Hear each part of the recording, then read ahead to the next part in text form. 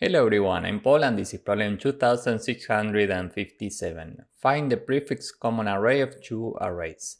This is a medium problem and next I will show you my thought process and a reasonably intuitive solution. We are given two integer arrays that are permutations of n. So let's say that we are given this input. Our job is to get the prefix common array of these two arrays.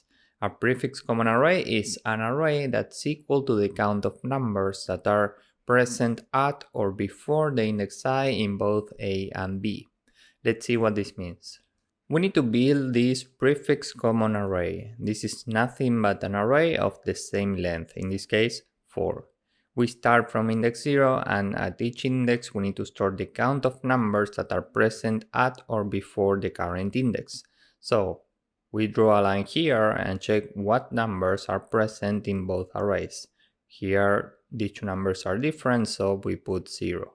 Next we are at index 1, meaning we can draw a line here and look what do we have to the left. Here we have two numbers that are present in both arrays, so the count is 2. Next we are at index 3, so we draw a line here and we have 3 numbers that are present in both arrays, 1, 2 and 3. So here we put a 3. And for index 4 we do the same. Now the line is here and we have 4 numbers that are present in both arrays, so we put the 4 here.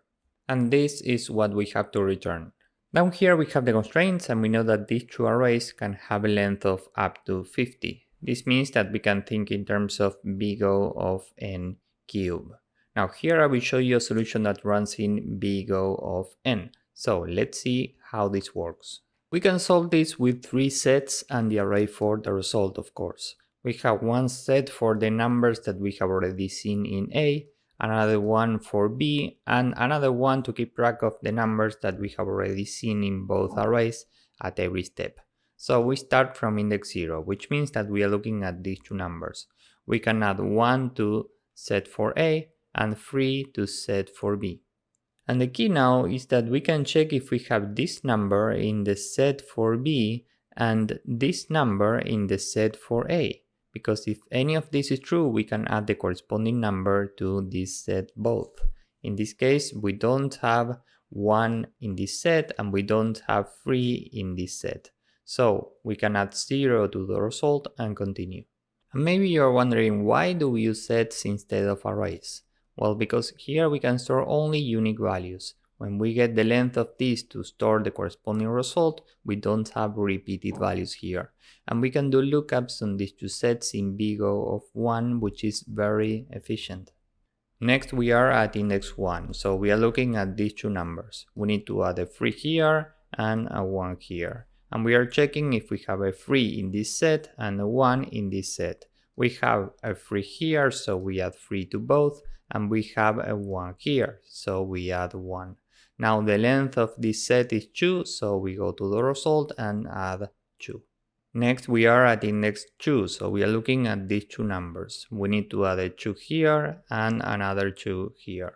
We do have a 2 in this set, so we add a 2 in both, and we do have a 2 in this set, so we add a 2 to both, but given that this is a set, we don't store repeated values. We keep only 1, 2. Now the length of this is 3, so we add a 3 to the result. Finally, we are here, so we add a 4 here and another 4 here. We do have a 4 in this set and we do have a 4 in this set, so we add a 4 to both. Now the length of this is 4, so we add a 4 in the result.